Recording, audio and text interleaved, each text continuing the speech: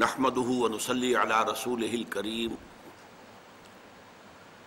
اما بعد فقد قال الله تبارك وتعالى كما ورد في آخر سورة آل عمران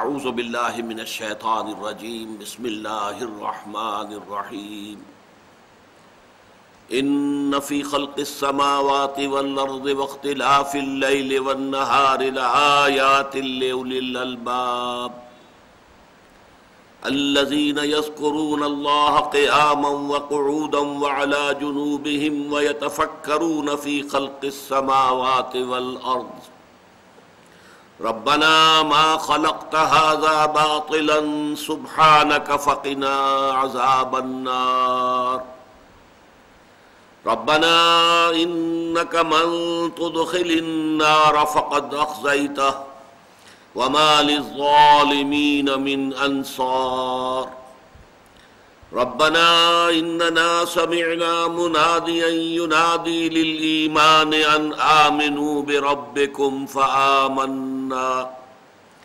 ربنا فاغفر لنا ذنوبنا وكفر عنا سيئاتنا وتوفنا مع الابرار ربنا وآتنا ما وعدتنا على رسلك ولا تخزنا يوم القيامة إنك لا تخلف الميعاد فاستجاب لهم ربهم أني لا أضيع عمل عامل منكم من ذكر أو أنثى بعضكم من بعض فالذين هاجروا وأخرجوا من ديارهم وأوذوا في سبيلي وقاتلوا وقتلوا لأكفرن عنهم سيئاتهم ولأدخلنهم جنات تجري من تحتها الأنهار ثوابا من عند الله والله عنده حسن الثواب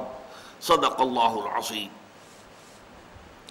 رب اشرح لي صدري ويسر لي امري واحلل عقدة من لساني يفقهوا قولي اللهم ربنا الهمنا رشدنا واعذنا من شرور انفسنا اللهم ارنا الحق حقا وارزقنا اتباعه وارنا الباطل باطلا وارزقنا اجتنابه آمین یا رب العالمین۔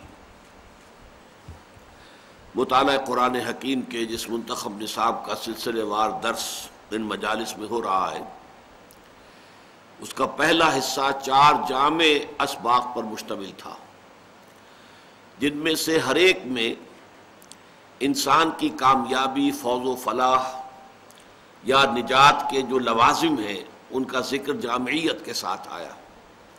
سورۃ العصر، آیت البر، سورہ لقمان کا دوسرا رکوع، پھر سورہ حامیم السجدہ کی آیات 30 تا 36۔ اس کے بعد دوسرا حصہ شروع ہوا جو ایمانیات کی بحث پر مشتمل ہے۔ اس میں پہلا درس سورہ فاتحہ پر مشتمل تھا، اب دوسرا درس ہے کہ جو سورہ آل عمران کے آخری رکوع کی ان 6 آیات پر مشتمل ہے۔ اس سبق کا اصل موضوع ہے ایمان کی اصل ماہیت اور حقیقت، اور ایمان کی سنتھیسس کیا ہے، کس طور سے ایمان وجود میں آتا ہے، اس کے اجزاء ترکیبی کیا ہیں، کس طریقے سے وہ درجہ بدرجہ ترقی کرتے ہوئے ایمان محکم کی شکل اختیار کرتے ہیں۔ اس ضمن میں ان آیات کا جو خصوصی مقام ہے قرآن حکیم میں، اس کے لیے میں چاہتا ہوں کہ آپ کو اس کے شان نزول کے ضمن میں بھی ایک بہت اہم روایت ہے، اور پھر حضور کے معمولات میں ان آیات کا جو مقام تھا وہ بھی آپ کو بتاؤں۔ لیکن سب سے پہلے ایک اصول نوٹ کر لیجئے، کیونکہ ہم قرآن حکیم کی طویل صورتوں میں پہلی مرتبہ اس کے آخری حصے کا مطالعہ کر رہے ہیں، تو نوٹ کر لیجئے کہ قرآن حکیم کی جو طویل صورتیں ہیں، اب ایک تو وہ چھوٹی صورتیں ہیں، سورۃ العصر ہے، سورۃ النصر ہے، اب ان کا کیا ابتدا اور کیا اختتام 3 آیات پر مشتمل ہیں۔ لیکن جو لمبی صورتیں ہیں ان کا ایک قاعدہ یہ ہے، اصول یہ ہے کہ ان کی ابتدائی آیات جنہیں فواتح کہتے ہیں، فواتح سور، اور آخری آیات خواتیم سور وہ نہایت جامع ہوتی ہیں، کیونکہ قرآن مجید کا اسلوب جو ہے وہ ہے خطبے کا، اور خطبے کا یہ سمجھ لیجئے کہ خاصہ ہے۔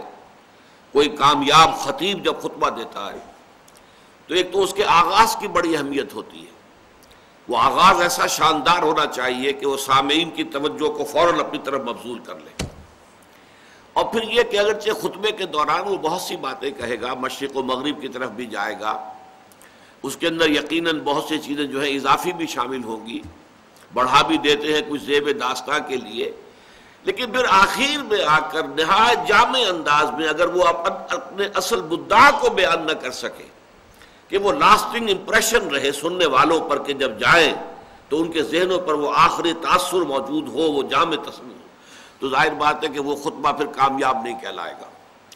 اسی طرح کا معاملہ ہے قرآن مجید کی جو طویل صورتیں ہیں، ان کی ابتدائی آیات نہایت جامع، بہت پروفاؤنڈ، اسی طرح آخری آیات، اس کی ایک بہت ہی نمایاں مثال جو ہے یہ سورہ آل عمران کی آخری آیات ہے۔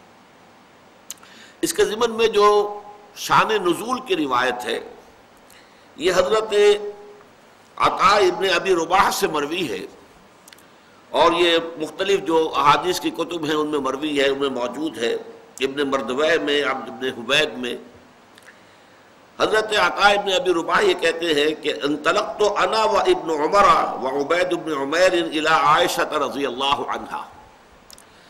ایک روز میں، یعنی یہ کہ حضور کے انتقال کے بعد کا معاملہ ہو رہا ہے، یہ حضرت عطاء جو ہیں یہ صحابی نہیں ہے بلکہ تابعی ہیں، ایک روز میں اور عبداللہ ابن عمر اور عبید ابن عمیر حضرت عائشہ کی خدمت میں حاضر ہوئے، فدخلنا علیہا، تو ہم ان کے مکان میں داخل ہوئے، وبیننا وبینہا حجاب، اور ہمارے اور ان کے درمیان ام المومنین حضرت عائشہ صدیقہ رضی اللہ تعالی عنہ کے مابین حجاب تھا، پردہ لٹکا ہوا تھا۔ فقالت، تو حضرت عائشہ نے ایک محبت بھرے انداز میں شکوہ کیا، یا عبید ما یمنعک من زیارتنا، کیا چیز تمہیں روکے رکھتی ہے ہمارے پاس آنے سے، ہماری ملاقات سے، ہماری زیارت سے، یعنی بہت لمبے لمبے وقفے کے بعد تم آتے ہو، کیا وجہ ہے؟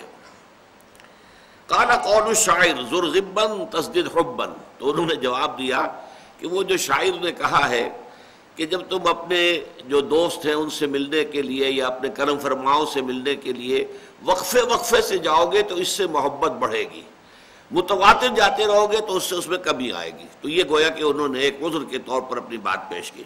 فقال ابن عمر، اب اس گفتگو کو کاٹتے ہوئے حضرت عبداللہ ابن عمر نے یہ عرض کیا، زرینا، ام المومنین اس معاملے کو چھوڑیے، اخبرینا بأعجب ما رأیتیہ من رسول اللہ صلی اللہ علیہ وسلم، آج تو ہم آپ کے پاس اس لیے حاضر ہوئے ہیں کہ آپ کا جو ساتھ رہا حضور کے ساتھ اور آپ کی رفاقت رہی طویل عرصے تک، تو وہ نہایت عجیب اور خوبصورت بات جو آپ نے دیکھی ہو حضور کی وہ بیان کیجیے، کوئی واقعہ کہ جو بڑا ہی پیارا ہو، بہت ہی ہمارے لیے جو ہے وہ مفید ہو۔ فبکت، اس پر حضرت عائشہ صدیقہ رضی اللہ تعالی عنہ پر گریہ طاری ہو گیا، وہ رونے لگی۔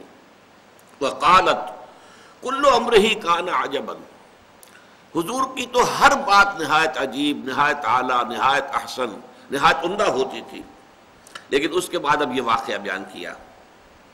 اتانی فی لیلتی، ایک روز وہ اس رات کو تشریف لائے کہ جس میں میری باری تھی، میرے پاس قیام کی باری تھی، فی حتی مسا جلدہ جلدی، یہاں تک کہ اتنا قرب ہو گیا کہ میرے ساتھ ہی لیٹ گئے تو میری کھال اور ان کی کھال آپس میں ملنے لگی۔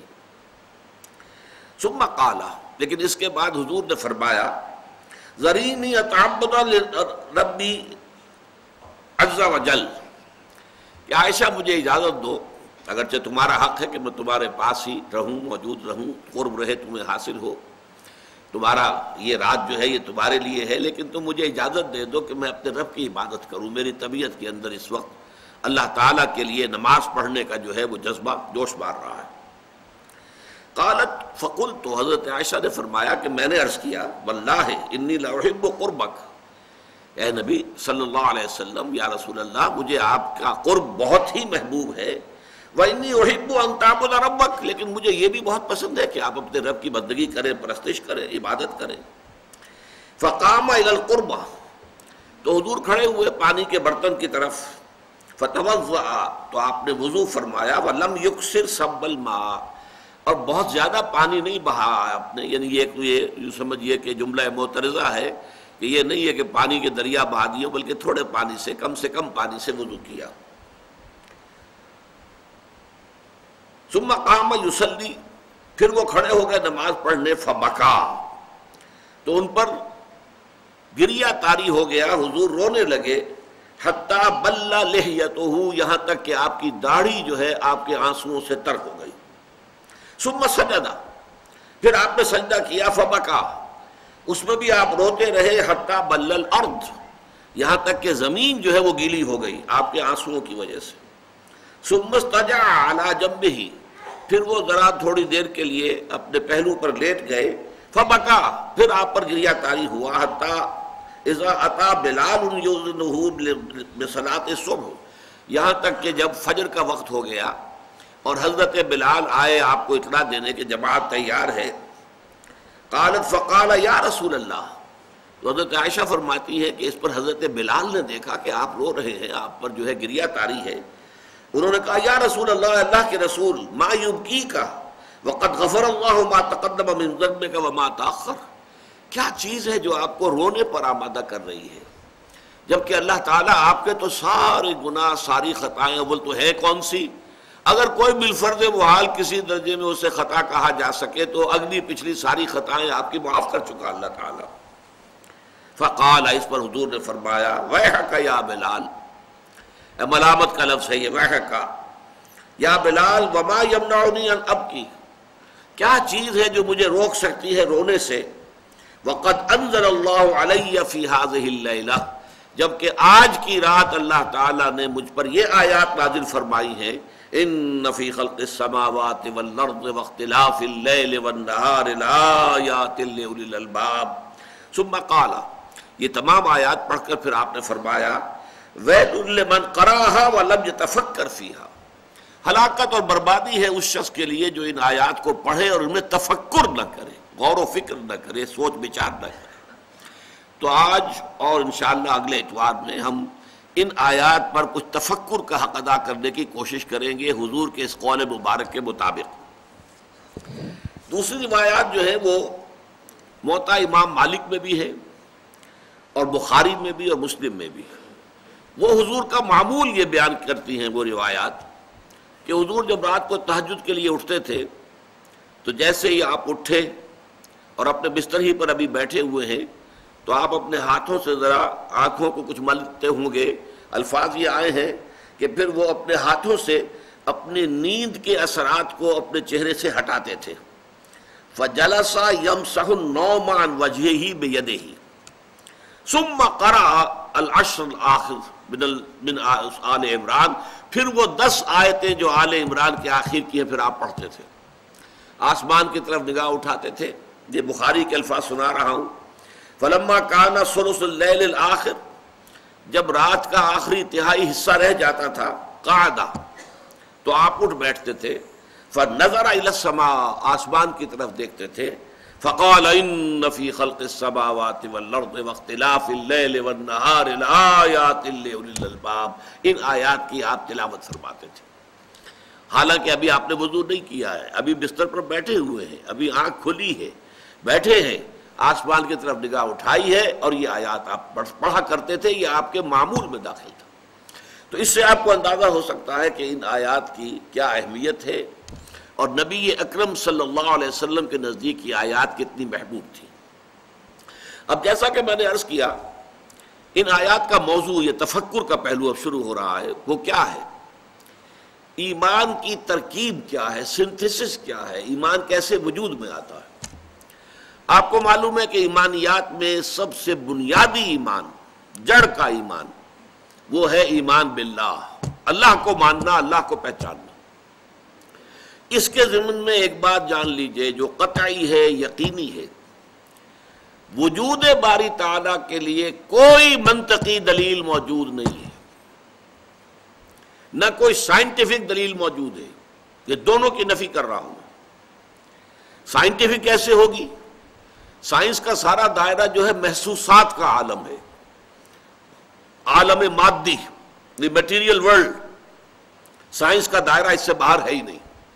اور اللہ تعالیٰ کی ذات اس عالم مادی سے وراء الورا ثم وراء الورا ثم وراء الورا، لہذا کسی سائنسی دلیل کا ہونا ممکن نہیں. اسی طریقے سے منطق بھی در حقیقت مبنی ہے ہمارے مشاہدات کے اوپر. نطق، ہماری بات چیت، ہماری گفتگو، اسی کا نام منطق ہے. اور ہمارے سارے تصورات جو ہیں وہ ہمارے مشاہدات پر مبنی ہوتے ہیں. تو منطق کی بھی رسائی نہیں ہے، وہاں تک اللہ تک پہنچنا ممکن نہیں ہے. یہ میں پہلے بھی ایک موقع پر آپ سے عرض کر چکا ہوں، آج ذرا کیٹیگوریکلی اس کو بیان کر رہا ہوں کہ فلسفہ اگر وہ واقعتاً صحیح فلسفہ ہے، پیور فلسفی جس میں عقل سے اور منطق سے بات ہو رہی ہو، اس کا لازمی نتیجہ کیا ہے؟ دو میں سے ایک جگہ انسان پہنچے گا، یا ایگنوسٹسزم کہ کچھ معلوم نہیں، کوئی حقیقت معلوم نہیں، ہم حقیقت جان ہی نہیں سکتے. ایگنوسٹسزم، لا ادریت، لا ادری، میں نہیں جانتا، ہم نہیں جانتے، کچھ نہیں جانتے. کہ کس نقشد و نقشاید بحکمت ای معمارا، کہ یہ جو کائنات کی گتھی، یہ الجھی ہوئی ڈور ہے، اس کو نہ کوئی کھول سکا ہے نہ کھول سکے گا دلیل کے ذریعے سے اور منطق کے ذریعے سے. کہ کس نقشد و نقشاید بحکمت ای معمارا، تو یہ یا تو ہوگا ایگنوسٹسزم، لا ادریت، یا اسکیپٹسزم، ارتیابیت، شکوک و شبہات. بس یہاں تک کہ وہ شبہ اس میں بھی ہو جائے گا کہ ہم بھی ہیں یا نہیں، نہ ابتدا کی خبر ہے نہ انتہا معلوم، رہا یہ وہم کہ ہم ہیں، سو یہ بھی کیا معلوم. They can't say it surely کہ ہم ہیں، ہمارا وجود ہے. یہ بھی ہو سکتا ہے سراب ہو، دھوکہ ہو. تو جو عقل خالص ہے، عقل خالص، اس کا لفظ بعد میں بھی آئے گا، یہ اس لیے کہ پیور ریزن کا لفظ استعمال کیا کانٹ نے، ایک کریٹیک آف پیور ریزن. عقل خالص جو ہے وہ درماندہ ہے اس معاملے کے اندر کہ وہ اللہ تک نہیں پہنچ سکتی. وہ جو اقبال نے کہا ہے کہ گزر جا عقل سے آگے کہ یہ نور چراغ راہ ہے، منزل نہیں ہے. یہ منزل تک نہیں پہنچا سکتی، کچھ پوائنٹ تو کرتی ہے کہ ادھر کچھ، ادھر ہے کچھ ہے ادھر، لیکن عقل منزل تک نہیں پہنچتی. یہ عقل جو ہے، عقل گو آستان سے دور نہیں، اس کی قسمت میں پر حضور نہیں، یہ وہاں تک پہنچتی نہیں ہے، پہنچ نہیں سکتی ہے. تو عقل خالص جو ہے، پیور فلسفی، میں نے عرض کیا، یا وہ لا ادریت کو جنم دیتی ہے اور یا وہ ارتیابیت کو جنم دیتی ہے، یا اسکیپٹسزم یا ایگنوسٹسزم. اللہ تعالیٰ کے وجود کے لیے ارسطو کے زمانے سے، ارسطو جو ہے حضرت عیسیٰ سے بھی کئی سو برس پہلے کی شخصیت ہے. منطق دنیا میں جو مانی جا رہی ہے وہ ارسطو سے شروع ہوتی ہے، جو مغربی منطق ہے. اگرچہ انڈیا میں منطق اس سے بھی پہلے موجود تھی اور بہت زیادہ ڈیولپ تھی، ہندوستان کی منطق، لیکن چونکہ بعد میں تو اب یہ جو دور ہمارا ہے اس میں تو ہر چیز جو ہے وہ مغرب کی ہے، اس کی چھاپ پڑی ہوئی ہے، مغرب کا روب ہے. فلسفہ ہے تو مغرب کا، سائنس ہے تو مغرب کی. تو مغرب کا جو فلسفہ ہے اس میں منطق کا آغاز ہوا ہے ارسطو سے. ارسطو کے زمانے سے اللہ تعالیٰ کے وجود کے ثبوت کے لیے 3 دلیلیں پیش کی جاتی رہی. علامہ اقبال نے اس کا ذکر کیا ہے کہ کانٹ نے، ایمینوئل کانٹ جو ہے وہ جدید فلسفہ میں بہت اہم مقام کا حامل ہے، ایک لینڈ مارک ہے. اس نے ان 3 دلیلوں کو کاٹ کر رکھ دیا کہ ان میں سے کوئی دلیل بھی منطق کی ترازو میں پوری نہیں اترتی، بلکہ منطق کو کاٹتی ہے. ان الحدید بالحدید یفلح، لوہا لوہے کو کاٹتا ہے، اسی طرح منطق کو کاٹ دیتی ہے. تو یہ دلائل کیا تھے؟ دلیل انی، اذعانی طور پر، افی اللہ شک فاطر السماوات والارض، کیا اللہ کے بارے میں بھی کوئی شک ہو سکتا ہے جو آسمان اور زمین کا خالق ہے؟ اب یہ ایک ذرا زور تو ہے، خطیبانہ انداز ہے، پر زوردار انداز کے اندر دلیل کہاں ہے؟ اس میں دلیل تو نہیں ہے، منطقی طور پہ کوئی دلیل نہیں. اس کو آنٹولوجیکل دلیل کہتے ہیں، دلیل انی. دلیل لمی، کہ ہر چیز کے اندر کوئی حکمت ہے. اس کائنات کی جس شے پر غور کرو گے اس میں کوئی نہ کوئی پرپس ہے، پرپس فلنس، یہ اصول ہے اس تخلیق کا. اور ظاہر بات ہے کہ پرپس فل ہونا بتاتا ہے کہ پیچھے کوئی ذہن ہے جو کار فرما ہے. جس نے کہ کسی ارادے کے تحت اور کسی حکمت کے تحت اس کائنات کو تخلیق کیا ہے. یہ جو ہے ٹیلیولوجیکل آرگومنٹ کہلاتا ہے. پھر کاسمولوجیکل آرگومنٹ وہ ہے جو ہمارے عام جو واعظین ہیں وہ بھی استعمال کرتے ہیں ہمیشہ جب بات ہوگی مساجد میں. کیسے ممکن ہے کائنات ہو اور اس کا پیدا کرنے والا نہ ہو؟ یہ کیسے ہو سکتا ہے کہ جہاز چل رہا ہو اور جو ہے اس کا آپ کہیں کہ کوئی بنانے والا ہے ہی نہیں، خود بخود بن گیا ہے؟ یہ کیسے ہو سکتا ہے؟ تو عام آدمی کو یہ دلیل جو ہے یہ کافی اپیل کرتی ہے کہ یقیناً یہ خلق جو ہے خالق کے وجود پر دلالت کرنے والی شے ہے. لیکن آپ دیکھیں گے تو یہ خطرناک دلیل جو ہے اگلا قدم یہ بڑھاتی ہے عقل کہ اچھا اگر بغیر کسی کے پیدا کیے کوئی شے پیدا نہیں ہو سکتی، مان لیا ہم نے، تو اللہ کو کس نے پیدا کیا یہ بتاؤ؟ پھر اللہ بھی بغیر پیدا کیے کرنے والے کے پیدا نہیں ہونا چاہیے. تو دلیل نے دلیل کو کاٹ دیا. یا تو اس کو بھی مانو، اگر تو دلیل کو اگر اس کو تسلیم کرتے ہو کہ کوئی ہستی کوئی شے بغیر کسی صانع کے، کسی پیدا کرنے والے کے، کسی خالق کے پیدا نہیں ہو سکتی، تو اللہ تعالیٰ کیسے پیدا ہو گیا جس کو تم مانتے ہو کہ اس کا پیدا کرنے والا کوئی نہیں؟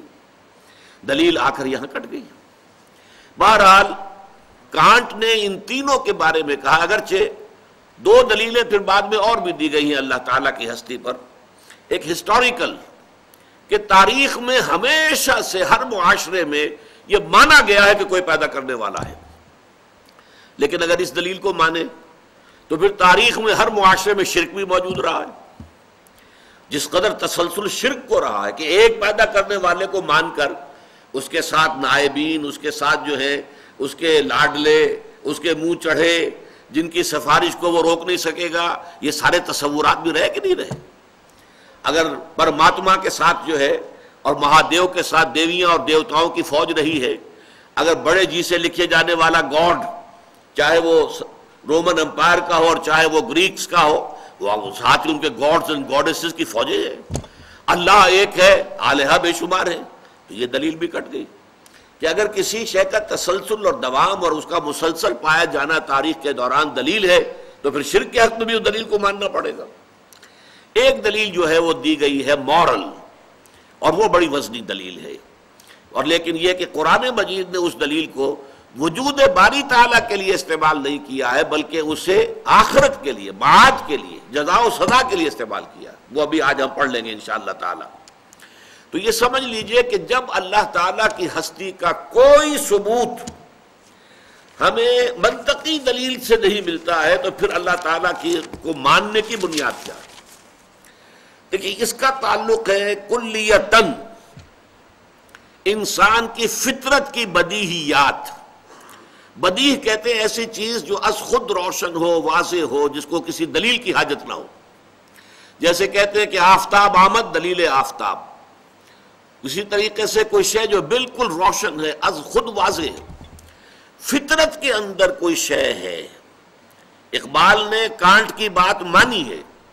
کاسمولوجیکل، ٹیلیولوجیکل، آنٹولوجیکل جتنے آرگومنٹس تھے کانٹ نے سب کا صفایا کر دیا کہ یہ خود منطق کے پیمانے پر پورے نہیں اترتی دلیلیں. اس کے بعد یہ بھی میں آپ کو بتاتا چلوں کہ پورے یورپ کے اندر اس وقت تک یورپ میں مذہبیت کا بڑا زور تھا، تو ایک بڑی یعنی لہر پیدا ہوئی کہ یہ کیا کیا اس نے، تو مذہب کی بنیاد ہٹا دی، ہلا دی ہے، ختم کر دی ہے. اب یہ بھی ہو سکتا ہے کہ معاشرے کے دباؤ کی وجہ سے، جیسے ہم دیکھتے ہیں علامہ اقبال نے جب شکوہ نظم لکھی تو بڑا ایک طوفان مچ گیا کہ یہ ایسی گستاخی اللہ تعالیٰ کی جناب میں، اور اس طرح کا انداز، اور یہ باتیں کرنا اس طرح اللہ کے ساتھ جب شکوہ. پھر علامہ نے جواب شکوہ لکھا تو پھر یہ کہ لوگوں کے سامنے واضح ہوا کہ یہ در حقیقت ایک پیغام دینے کا ذریعہ تھا. ہو سکتا ہے کانٹ کا معاملہ بھی یہی ہو، لیکن اس نے پہلی کتاب لکھی critique of pure reason, pure reason, عقل خالص جو میں نے ابھی لفظ استعمال کیا تھا، اور ثابت کر دیا کہ عقل خالص کے ذریعے سے خدا کو ماننے کے لیے کوئی بنیاد موجود نہیں ہے، کوئی دلیل نہیں. ساری دلیلیں کاٹ کر توڑ پھوڑ کر رکھ دی. لیکن پھر کچھ عرصے کے بعد اس نے کتاب لکھی کریٹیک آف پریکٹیکل ریزن. ایک دلیل عملی ہے. انسان کا عمل درست نہیں رہ سکتا جب تک کہ وہ خدا کو نہ مانے، لہذا خدا کو ماننا ہماری ضرورت ہے. اگر خدا نہیں بھی ہے تو ہمیں خدا تصنیف کرنا چاہیے، خدا بنا لینا چاہیے، اس لیے کہ اس کے بغیر ہمارے ہاں اخلاق کا، انسان کے اندر نیکی کا کوئی امکان نہیں. مورل جو لا ہے اس کو اس نے استعمال کیا ہے بعد میں. بہرحال اس وقت جو میں عرض کر رہا تھا وہ یہ ہے کہ قرآن کا جو موقف ہے اس معاملے میں وہ یہ ہے، اللہ پر ایمان، اللہ کی معرفت، اللہ کی محبت انسان کی فطرت میں موجود ہے. فطرت سے مراد روح انسانی.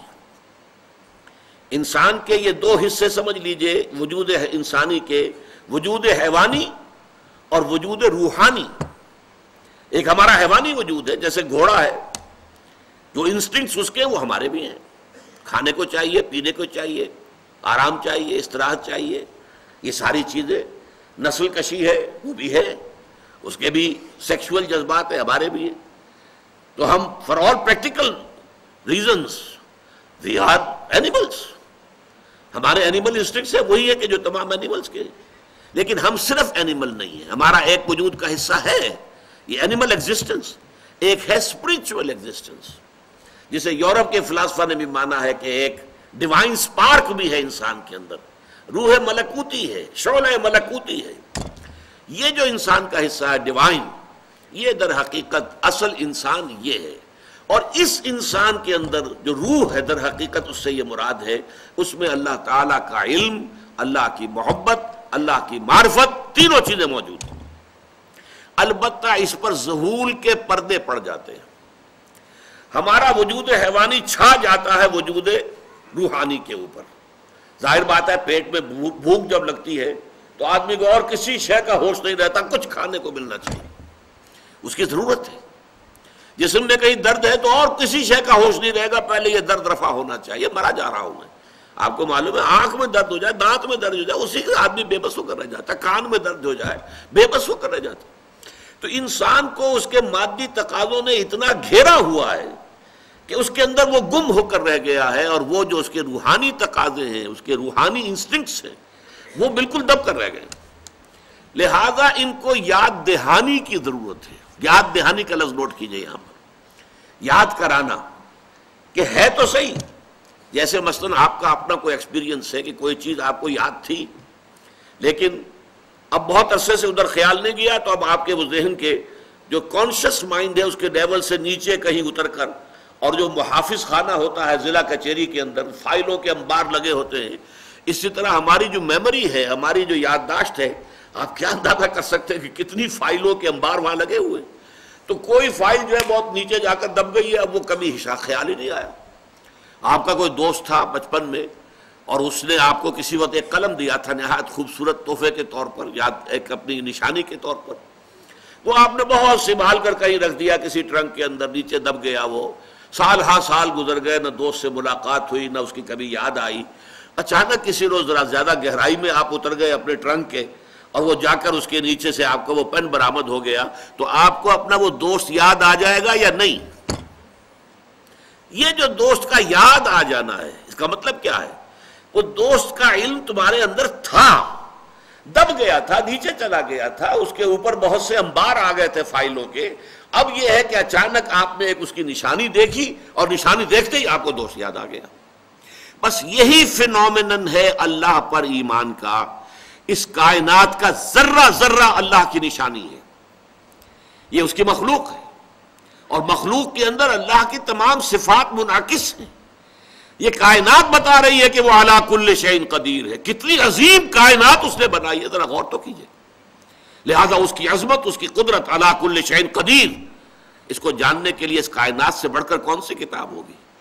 اسے آپ کتاب فطرت کہیے. کھول آنکھ، زمین دیکھ، فلک دیکھ، فضا دیکھ. افلا ينظرون الى الابل كيف خلقت والى السماء كيف رفعت والى الجبال كيف نصبت والى الارض كيف سطحت فذكر انما انت مذکر. دیکھیے پیارا انداز ہے. یہ دیکھتے نہیں پہاڑوں کو کیسے جما دیے گئے، اونٹ کو کیسے اس کی خلقت ہے جو اس کے ماحول کے ساتھ کس قدر مناسبت رکھنے والی ہے. زمین کو نہیں دیکھتے کیسے بچھا دی گئی ہے، آسمان کو نہیں دیکھتے کیسے اٹھا دیا گیا ہے. تو اے نبی آپ یاد دہانی کرائیے، آپ کا کام یاد دہانی کرانا ہے. اگر وہ قلم دیکھ کے بھی دوست یاد نہیں آیا تو کسی دلیل سے آپ دوست کو یاد نہیں کرا سکتے. سیدھی سی بات ہے. میری تمثیل کو ذہن میں رکھیے. اس قلم کو دیکھ کر دوست یاد آئے گا، یہ اسپونٹینیس ایکشن ہوگا ایک، بالکل اس میں آپ کا ارادہ بھی نہیں ہے، آپ کوشش کریں گے تو دوست یاد نہیں آئے گا آپ کو، لیکن اس نشانی کو دیکھتے یاد آ جائے گا فوراً۔ اگر یاد نہیں آیا ہے تو ہو سکتا ہے آپ کوئی اور نشانی بھی دکھائیں اس کی، دیکھو بھائی چلو یہ دیکھو یاد آیا کوئی، تو ایک اور نشانی بھی اس کی تھی، وہ دیکھو یاد آیا۔ اگر یاد نہیں آیا تو کوئی دلیل نہیں ہے کہ جو اللہ کے وجود کو بنوا لے، کوئی دلیل نہیں ہے جس سے کہ آپ دوست کی یاد اس کے ذہن کے اندر تازہ کر سکیں، دس نو وے۔ تو قرآن کا ایمان باللہ کے ضمن میں جو اس کا اس اصل الاصول، اسی لیے اس کی اصطلاحات کیا ہے؟ آیت، ان فی خلق السماوات والارض واختلاف اللیل والنہار لآیات لأولی الالباب، یقیناً آسمانوں اور زمین کی تخلیق میں اور رات اور دن کے الٹ پھیر میں، ابھی رات تھی اب دن آ گیا ہے، کیا اس کی کیفیات تھی، کیا اس کی کیفیات ہیں، زمین و آسمان کا فرق ہے۔ دونوں حیات کے لیے، اس حیات عرضی کے لیے رات بھی اتنی ہی ضروری ہے جتنی کہ دن ضروری ہے۔ اس کے اندر حکمتیں دیکھو، اس کے اندر اللہ تعالیٰ کی حکمتیں کیسی کیسی کار فرما ہیں۔ برگ درختان سبز در نظر ہوشیار، ہر ورق دفترست معرفت کردگار، یہ جو سب پتے ہیں درختوں کے، ان میں سے ہر پتا اللہ تعالیٰ کی معرفت کا دفتر ہے، لیکن دیکھنے والی آنکھ چاہیے۔ کہنے والے کون ہیں؟ شیخ سعدی رحمۃ اللہ علیہ۔ برگ درختان سبز در نظر ہوشیار، ہر ورق دفترست معرفت کردگار۔ تو اللہ تعالیٰ کو ماننے کا طریقہ یہ ہے، ان فی خلق السماوات والارض واختلاف اللیل والنہار لآیات لأولی الالباب۔ آیات کسے کہتے ہیں؟ نشانی کو۔ دیکھیے تصویر ہے، مصور نے بنائی ہے، اب مصور کے کمال فن کا اظہار کرنے والی تصویر ہے، منہ سے بول رہی ہے کہ میرا بنانے والا بڑا کامل مصور ہے، اپنے فن کا نہایت ماہر ہے، یا وہ تصویر خود کہہ رہی ہوگی زبان حال سے کہ بڑا اناڑی ہے شخص جس نے یہ تصویر بنائی ہے۔ اسی طریقے سے یہ کائنات ہے در حقیقت جو اللہ تعالیٰ کی جملہ صفات کی مظہر ہے، اور ان صفات کے حوالے سے پھر اللہ تعالیٰ کی معرفت حاصل ہوتی ہے، اور انہی کو دیکھ کر اللہ یاد آتا ہے۔ لآیات لأولی الالباب، ہوش مند لوگوں کے لیے۔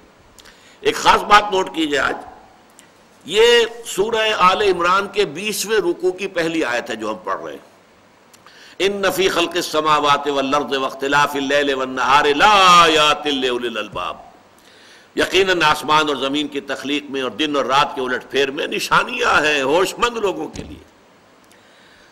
اب نوٹ کیجئے کہ بین ہی یہی آیت آئی ہے سورہ بقرہ کے 20ویں رکوع، وہاں یہ مفصل ہے جس کو میں نے عنوان دیا ہے آیت الآیات۔ ایک آیت میں اتنے physical phenomena of the nature, اتنی آیات جو ہے آفاقی جتنی ایک آیت میں جمع کی گئی ہیں، وہاں آپ کو پورے قرآن میں اس کی مثال نہیں ملے گی۔ سنیے، ان فی خلق السماوات والارض، آسمان اللہ کی بہت بڑی نشانی، زمین اللہ کی بہت بڑی نشانی، واختلاف اللیل والنہار، اور رات اور دن کا اختلاف اور الٹ پھیر، ایک دوسرے کے پیچھے آنا رات کا اور دن کا، والفلک التی تجری فی البحر بما ينفع الناس، اور اس کشتی میں کہ جو سمندر میں چلتی ہے یا دریا میں چلتی ہے وہ سامان لے کر جس سے لوگوں کو فائدہ پہنچتا ہے، وما انزل اللہ من السماء من ماء، اور پھر اس بارش میں جو اللہ آسمان سے اتارتا ہے، بلندی سے پانی برساتا ہے، فاحیا بہ الارض بعد موتہا، اور پھر جس طرح اس پانی سے زمین جو مردہ تھی زندہ ہو جاتی ہے، بنجر پڑی تھی، بے آب و گیاہ پڑی تھی، اور اس کے بعد ہریاول ہو گئی۔ اگر ایسی بھی زمین ہے جو زیر کاشت نہیں ہے، وہاں بھی آپ کو معلوم ہے کہ وہ گنجے پہاڑ جو ہوتے ہیں بالکل، وہاں پہ ہریاول تو آ جاتی ہے، گھاس تو اگاتی ہے نا، معلوم ہوتا کہ انہوں نے کوئی گہنا پہن لیا ہے، کوئی زیور جو ہے اس سے آراستہ ہو گئی ہے زمین، زخرفوہا قرآن مجید کہتا ہے، اور اگر کوئی فصل ہے تو ظاہر بات ہے لہرا رہی ہے۔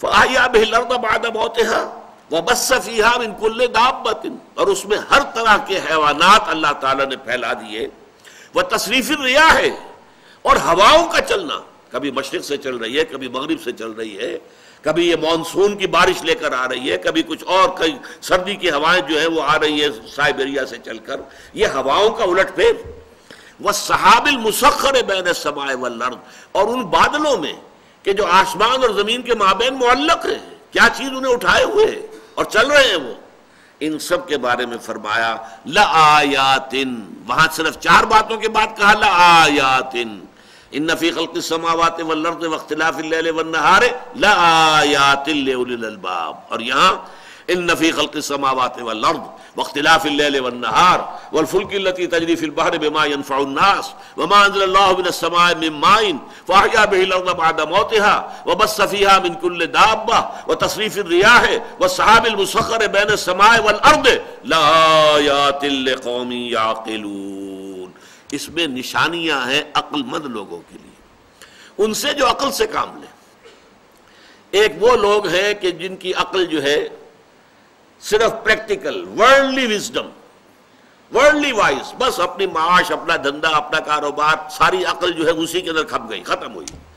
ایک وہ عقل ہوتی ہے جو غور کرتی ہے میں کون ہوں، کہاں ہوں، یہ ہے کیا، یہ سلسلہ کیا ہے، جبکہ تجھ بن نہیں کوئی موجود، پھر یہ ہنگامہ ہے خدا کیا ہے، یہ کائنات کب سے ہے، کبھی اس کی ابتدا بھی ہے یا نہیں ہے، انتہا ہوگی یا نہیں ہوگی، یا ہمیشہ سے ہے اور ہمیشہ جاری رہے گی، یا اس کی کوئی بگننگ ہے، اس کا کوئی اینڈ ہے۔ خود میں یہ تو معلوم ہے کہ میں اتنا عرصہ قبل میری ولادت ہوئی، اور اس سے پہلے بھی چلیے یہ بھی معلوم ہے کہ 9 مہینے اپنی والدہ کے پیٹ میں بھی رہا، اور اس کے بعد یہ بھی معلوم ہے کہ مرنا ہے، لیکن آیا میرے اس وجود اور اس ورود اس دنیا میں جو ہوا ہے اس سے پہلے بھی کوئی وجود میرا تھا، اور آیا مرنے کے بعد بھی میری ہستی کا کوئی تسلسل ہے؟ یہ سوالات جو ہیں، یہ عقل ان گتھیوں کو سلجھانے کی کوشش کرتی ہے، اسی سے فلسفہ پیدا ہوتا ہے۔ لیکن جیسا کہ میں نے عرض کیا، فلسفے کی یہ کوتاہی ہے کہ وہ خالق تک نہیں پہنچ پاتا۔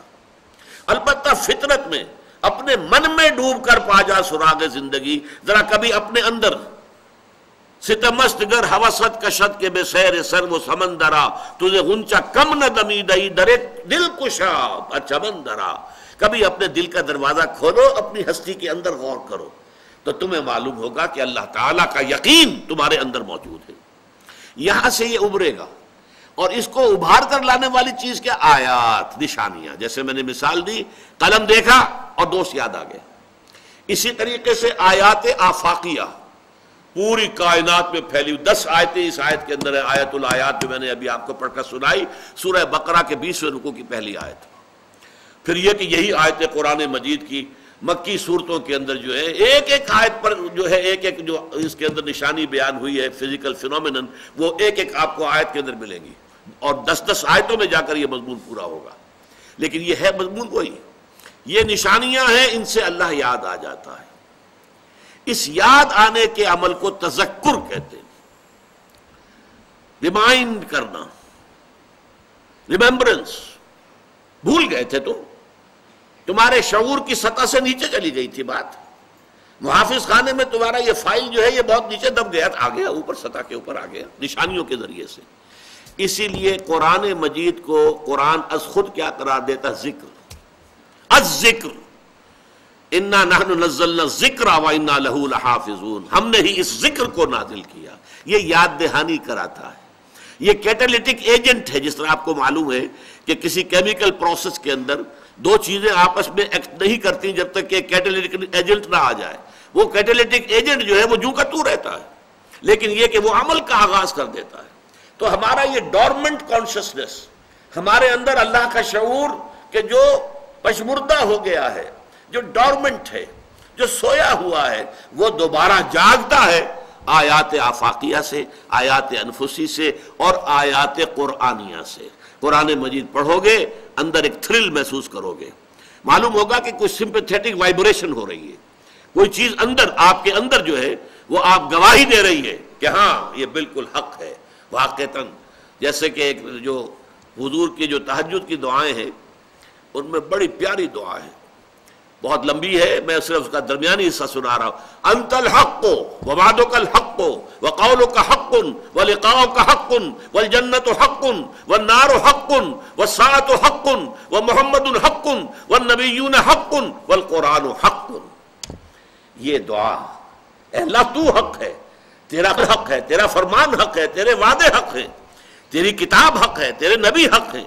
تو سب سے پہلے انت الحق، الحق اللہ تعالیٰ کی ذات ہے، لیکن اس کے لیے دلیل منطقی نہیں، دلیل سائنٹیفک نہیں، وہ آپ کے اپنے اندر ہے، جاگے گا آپ کا اندر، آپ کا اپنا وجود، آپ کے اندر باتھ روم کے اندر کوئی شے جاگے گی، شعور جو ہے وہ آپ کے شعور کی سطح پر اللہ تعالیٰ کا علم اور اللہ کی معرفت آ جائے گی۔ یہ ہے قرآن مجید کا اسلوب ایمان باللہ کے سلسلے میں۔ باقی فلسفے کے بارے میں میرے پاس پرانے نوٹس ہیں، ان میں سے کانٹ کا نے بھی جو بعد میں جیسا کہ میں نے عرض کیا کہ اللہ تعالیٰ پر ایمان کے لیے مورل آرگومنٹ بعد میں یوز کیا ہے، وہ بعد میں آئے گا ہماری بحث کے اندر انشاءاللہ۔ لیکن اپیئرنس اینڈ ریئلٹی، یہ بڑی ایک مارکت الارا کتاب ہے بریڈلے کی، یہ برٹش فلسفر تھا، بہت ہی اونچے معیار کا۔ اس نے فلسفہ کے بارے میں ایک بڑی پیاری بات کہی ہے، philosophy is the name of finding bad reasons for what we believe on instincts۔ یہ بات ایمان باللہ کے ضمن میں اللہ کے قرآن کے اسلوب پر 100% راستہ تھی۔ اللہ کا یقین ہمارے اندر ہے، ہمارے وجود میں پیوست ہے، ہماری روح کے اندر ہے، صرف پردے پڑ گئے ظہول کے۔ ہم چونکہ بہت، جس کو اقبال نے کہا ہے کہ کافر کی یہ پہچان کے آفاق میں گم ہے، اور مومن کی یہ پہچان کے گم اس میں ہے آفاق۔ جب انسان آفاق کے اندر، اس میٹیریل ورلڈ کے اندر اپنی ضرورتیں یا تعیشات، ضرورت سے آگے بڑھ کر معاملہ چلتا ہے، تو پھر یہ ہے کہ کچھ اور چیزیں ہونی چاہیے، کچھ اور ہونا چاہیے، حل من مزید ہے۔ یہ جو جوڑ الارض ہے یہ ختم نہیں ہوتی، الہاکم التکاثر حتی زرتم المقابر، یہ زیادہ سے زیادہ حاصل کر لینے کی جو تمہاری طلب ہے یہ ختم نہیں ہوتی، تمہیں غافل کیے رکھتی ہے یہاں تک کہ تم قبروں تک جا پہنچتے ہو۔